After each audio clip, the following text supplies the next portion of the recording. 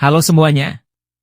Mari kita jelajahi Konvensi Wina 1963, sebuah perjanjian internasional yang mengatur aturan dan praktik diplomatik di seluruh dunia.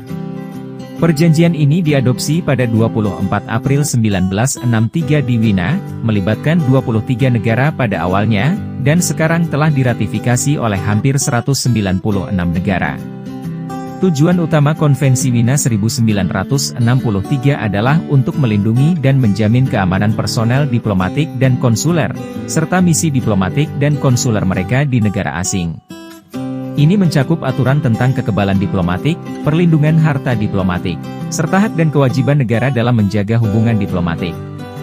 Dengan mematuhi konvensi ini, negara-negara dapat menjaga hubungan diplomatik mereka dengan tata cara yang aman, adil, dan diakui secara internasional. Mari kita lanjutkan penjelajahan kita tentang pentingnya Konvensi Wina 1963 dalam menjaga ketertiban dan keamanan di dunia diplomatik. Halo Sobat Penjelajah, perkenalkan saya adalah Konsulat Indonesia. Saya akan membawa kalian untuk memperdalam pengetahuan kita tentang Konvensi Wina tahun 1963, sebuah perjanjian diplomatik yang mengatur tata cara hubungan internasional dengan cara yang menarik. Bab pertama membuka tirai dengan pembahasan tentang hubungan konsuler secara umum. Bagian pertama menguraikan pendirian dan penyelenggaraan hubungan konsuler, dimulai dari pasal 2 hingga 24, sementara bagian kedua menyoroti akhir fungsi konsuler, dijelaskan dalam pasal 25 hingga 27. Pindah ke bab kedua, kita menemukan fasilitas, hak istimewa, dan kekebalan konsuler yang berkaitan dengan pos dan karir konsuler pejabat, serta anggota lain dari pos konsuler. Bagian pertama membahas pasal 28 hingga 39 tentang fasilitas, hak istimewa, dan kekebalan terkait dengan pos konsuler, sementara bagian kedua menelusuri pasal 40 hingga 57 yang merinci fasilitas, hak istimewa, dan kekebalan untuk petugas konsuler dan anggota pos konsuler. Langkah berikutnya membawa kita ke bab ketiga, yang membahas rezim kehormatan untuk petugas konsuler dan pos konsuler yang dipimpin oleh pejabat tersebut. Di sini, pasal 58 hingga 68 menjelaskan secara rinci tentang hal ini.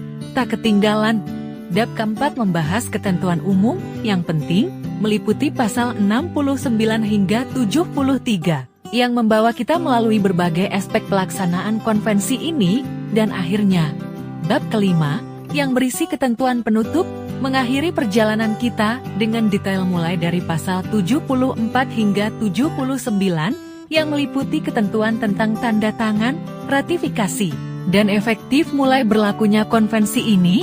Dengan struktur yang terperinci ini, Konvensi Wina tahun 1963 memberikan landasan yang kuat dan komprehensif untuk menjaga ketertiban dan keamanan dalam hubungan diplomatik di seluruh dunia. Mari kita terus menggali ke dalamnya untuk memahami lebih dalam tentang prinsip-prinsip yang mendasari diplomasi global. Setelah ini mari kita simak penjelasan substansi dan implementasi hukum Konvensi Wina 1963 yang akan dijelaskan oleh Taruna Politeknik Imigrasi.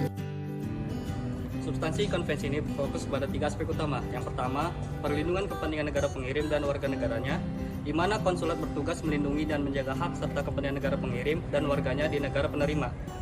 Kemudian, memberikan bantuan dan pendampingan kepada warga negara pengirim yang mengalami kesulitan di negara penerima, dan juga mewakili atau mengatur perwakilan yang tepat untuk warga negara di hadapan pengadilan dan otoritas lainnya.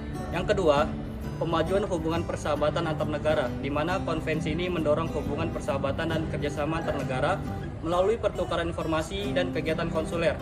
Konsulat juga dapat membantu memajukan hubungan komersial, ekonomi, budaya, dan ilmu pengetahuan antar negara.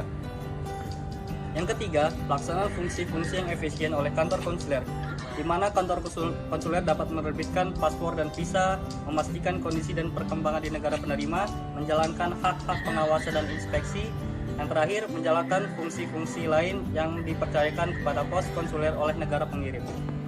Implementasi hukum dari Konvensi Wina tahun 1963 dilakukan melalui ratifikasi dan aksesi yang dilakukan oleh beberapa negara untuk mengikuti ketentuan-ketentuan yang ada dalam konvensi ini.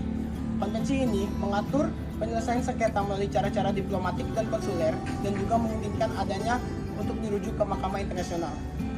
Konvensi ini diratifikasi secara luas dan dianggap sebagai landasan hukum internasional di bidang hubungan konsuler. Di negara Indonesia sendiri, Konvensi Wina tahun 1963 ini telah diratifikasi sebagai undang-undang, dan diantaranya 1. Undang-Undang Nomor 37 Tahun 99 tentang Hubungan Luar Negeri, 2. Peraturan Pemerintah Nomor 64 Tahun 2003 tentang Pelaksanaan Hubungan Konsuler, dan yang ketiga, Peraturan Menteri Luar Negeri Nomor 4/PK/2004 tentang tata cara pemberian eksekwatur dan pencabutan eksekwatur konsul kehormatan. Setelah mendengar penjelasan mengenai struktur, substansi dan implementasi hukum dari Konvensi Wina 1963, mari kita simak contoh kasus dari hubungan konsuler.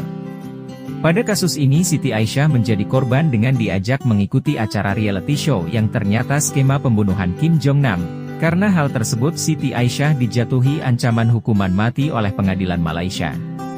Mengetahui kasus tersebut, pemerintah Indonesia berusaha meminta akses konsuler pada pemerintah Malaysia agar dapat memberikan bantuan berupa pendampingan hukum pada Siti Aisyah. Mari kita simak video berikut. Pengadilan Malaysia pagi ini membatalkan dakwaan terhadap Siti Aisyah, perempuan Indonesia yang jadi terdakwa pembunuhan saudara tiri pemimpin Korea Utara Kim Jong-un. Siti Aisyah pun langsung dibebaskan. Saudara hakim langsung memerintahkan pembebasan Siti Aisyah setelah jaksa menyatakan kepada pengadilan ingin mencabut dakwaan terhadapnya. Aisyah yang sedianya hari ini menjalani sidang langsung dikawal keluar ruangan menuju mobil yang menunggunya. Atas perkembangan ini, sidang terhadap terdakwa lain yakni perempuan Vietnam bernama Doan Tinh Huong ditunda sementara. Baik Siti Aisyah dan Doan Tinh Huong sebelumnya sama-sama didakwa atas dugaan pembunuhan terhadap Kim Jong-nam, saudara tiri pemimpin Korea Utara Kim Jong-un di Kuala Lumpur, Malaysia pada bulan Februari 2017 yang lalu. Today, the prosecution informed the court that they declined to further prosecute the case against Siti Aisyah under Section 254 of the CPC, which means they are no more interested to continue with the prosecution of Siti Aisyah. So on that score, Siti Aisyah has been discharged from the court today, and we are grateful that the public prosecutor has in fact come to this conclusion, because we still truly believe that she is merely a scapegoat and she is innocent. Duta Besar Republik Indonesia untuk Malaysia, Rusdi Kirana, gembira dengan dibebaskannya Siti Aisyah. Menurut Rusdi, Siti Aisyah akan dipulangkan ke Indonesia hari ini juga. Setelah diputus bebas ini, Siti Aisyah langsung bebas atau seperti apa? Kita langsung harapkan dipulangkan hari ini, paling lambat ya secepatnya. Kalau bisa hari ini. Hari ini dipulangkan. Iya. Pak Dubes, yang tidak terbukti itu apa saja, Mbak? Bukti-buktinya yang sudah Iya kan, karena kan jaksanya menarik dakwaannya, otomatis ya berarti nggak ada buktinya jaksa untuk melanjutkan. Tapi kenapa tiba-tiba jaksa menariknya di tengah persidangan tidak dari awal saat putusan kemarin? Kan semua ada proses. Proses itu kan memerlukan waktu.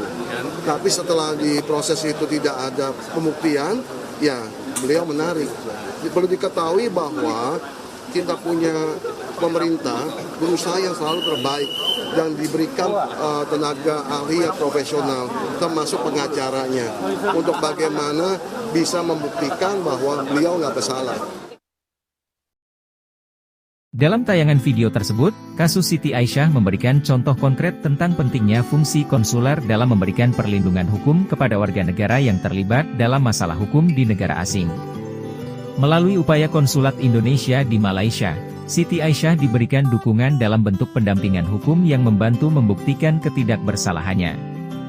Ini menggambarkan bagaimana fungsi konsuler tidak hanya memastikan bahwa hak-hak konsuler terlindungi, tetapi juga membantu memastikan bahwa proses hukum berjalan secara adil dan sesuai dengan standar internasional.